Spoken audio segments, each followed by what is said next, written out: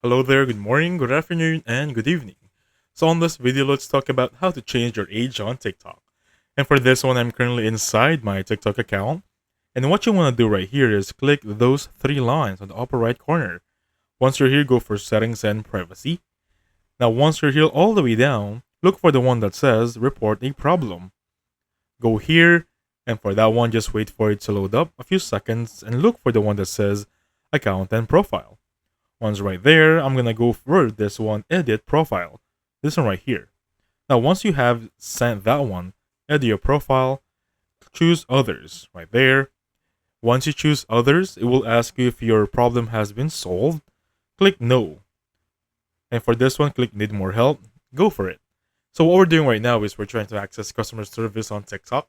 Because to be honest, there is no manual way of changing your birth date or age on TikTok right now. So what we're going to do is we're going to report a problem here stating that we want to change our birth date. And then we're just going to fill out a form and basically finish that one and you'll be good to go. And basically that's it. So thank you so much for watching. I'll catch you on the next one.